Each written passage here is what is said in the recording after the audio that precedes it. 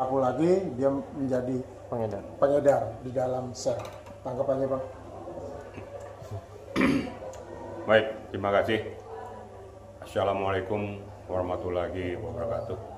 Selamat malam dan salam sejahtera untuk kita semua. Bicara pribadi ya, saya kalau sudah dengar narkoba tuh benci banget. Memang dari dulu yang saya hindarkan itu ya 3 dalam hidup saya ya. Rokok,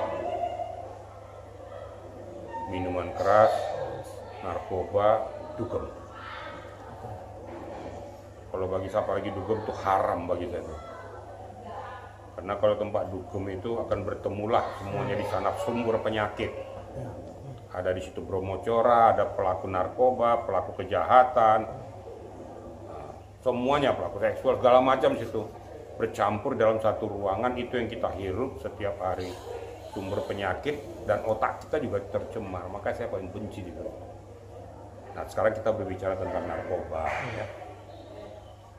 Ya kalau saya bicara tuh runtut gitu ya, biar masyarakat mengerti kemana alur kita berbicara dan apa yang harus kita lakukan.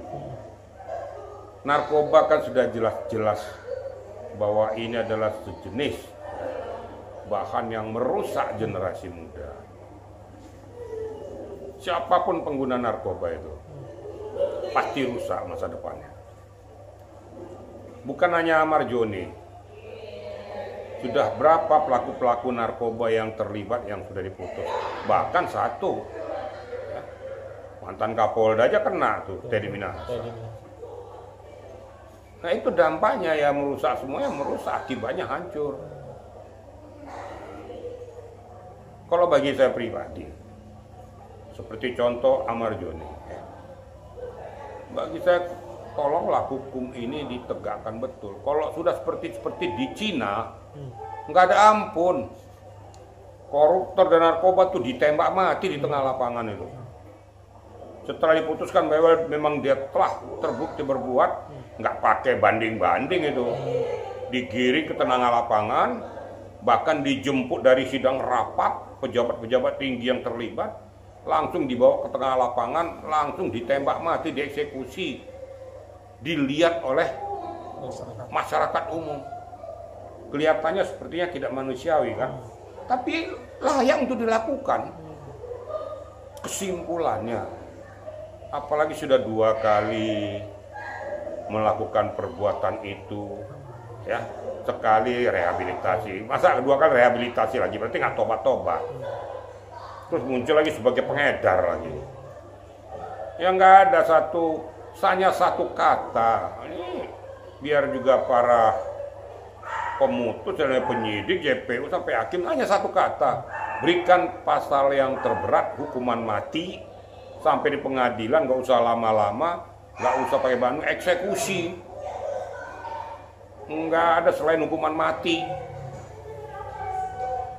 Jangan bermain-main, apakah itu mau petugas, mau polisi kek, mau JPU kek, mau hakim kek, mau pengacara kek, siapapun yang terlibat dalam peredaran narkoba, apalagi pengguna narkoba, apalagi contohnya dia penegak hukum, dia bermain narkoba, lebih berat bila penting hukum cincang tuh loh kasarnya saya tuh. Nggak pantas loh. Bagaimana kau mau menyelesaikan kasus narkoba lah kau sendiri pengguna narkoba, bahkan ikut bermain jadi pelaku narkoba. Ini nggak pantas untuk dikasihani, harus diganjar seberat-beratnya. Bila penting tuh dia apa itu setiap para penegak hukum jadi tes urin itu, tes urin secara berkala tuh, periksa semuanya agar diketahui bahwa ini anggota ini, petugas ini ya, menggunakan narkoba atau enggak. Jadi nggak usah pakai ampun lagi, udah amputasi langsung. Karena dia sendiri, bagaimana kita mau menghargai orang itu sementara dia sendiri tidak menghargai dirinya sendiri, disuruh orang untuk menghargai. Nah kembali lagi kepada kasus Ahmad Joni, hanya satu kata dari saya.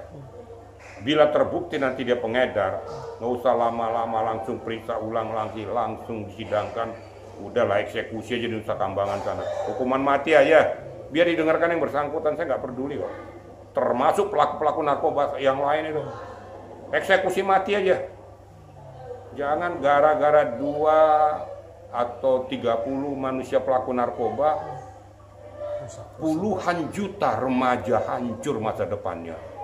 Hancurlah negara kita. Itu kira-kira ya. Oke. Bang, artinya kalau ngeliat narkoba bisa masuk ke lapas yang artinya itu kan sistem security-nya sangat tinggi. Betul. Itu apakah ada unsur keterlibatan petugas, oknum petugas permainan? Itu yang perlu ditelusuri. Kan dulu kan sudah pernah kena tuh. Betul. Petugas lapasnya juga. Kenapa janji-janji yang menggiurkan itu? Uang. Loh kok di lapas kok bisa jebol? Malah lebih parah peredaran narkobanya di lapas daripada di luar lapas, kan gila. Kenapa? Tidak terendus. Ingat apa Freddy Budiman? Yes. Gila dengan omset ratusan miliar. Dikendalikan dari lapas, kan luar biasa. Nah, ini kan sudah ada contoh. Jadi kalau sudah ada dari Dirjen ataupun dari Kementerian MIPAS agar segera melakukan razia di seluruh lapas tentang masalah ini, itu patut untuk kita apresiasi. Abang mendukung itu ya? Oh, bukan mendukung lagi, harus dilakukan. Biar jelas, apalagi di lapas narkoba gitu ya. Ditesurin semuanya. Dan saya harapkan nggak usah apa ya janji-janji angin, segera action. Yang perlu kan action, bukan perkataan. Tinggal kita lihat aja langkah tindak lanjutnya. Ya mudah-mudahan kita ini terbebas narkoba. Susah sih ya, karena kadang-kadang narkoba ini masuk dari jalur-jalur tikus. Nggak akan mungkin dari jalur resmi. Contoh, mumpung dari Singapura kali, atau dari Malaysia atau dari Thailand, masuk melalui perahu-perahu karet atau sampan diturunkan di tengah laut. Mereka jalan dengan jalur tikus di hutan-hutan belantara atau di hutan bakau, mereka turunkan itu, masuklah ke Indonesia. Juga yang perlu saya waspadai dan perlu diwaspadai oleh kita semua ya, Fave itu juga hati-hati ya. Fave itu banyak dicampur dengan cairan daripada narkotika, apa itu morfin, apakah itu Valium, apa itu Magadon, dipecahkan, dihancurkan, dimasukin di dalam cairan itu, itulah yang diisep.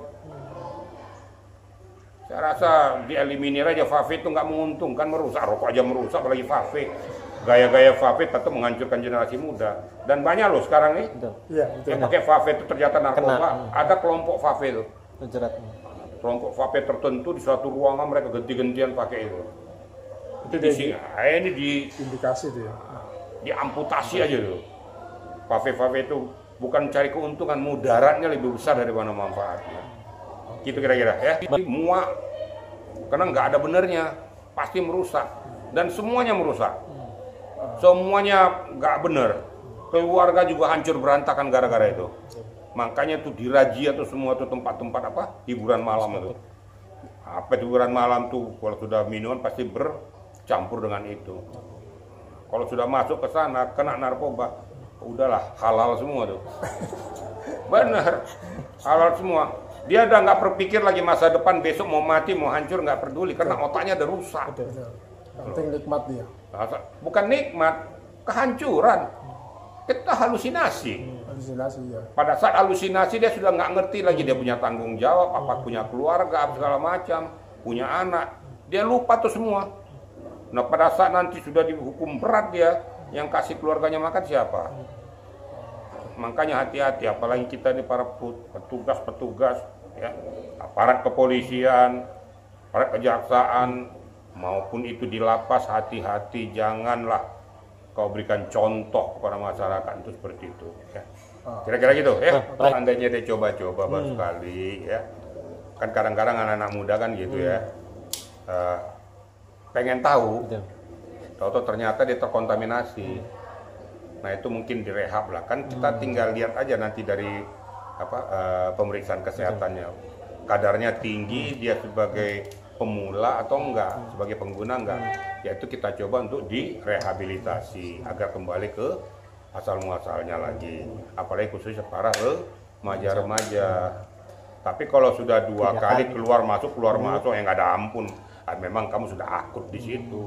Itu bukan pengulang lagi, itu bajingan namanya tuh. Apalagi sampai mengedarkan ya. Ya, karena dia nikmat, kan ingat loh ya, kalau sudah menggunakan itu, dia akan susah lepas dari situ. Akibatnya, ya semuanya bila penting nggak ada uang nanti, korupsi pun dilakukannya tuh. Uang dari kantor pun diambilnya untuk beli narkoba. Rusak segalanya itu.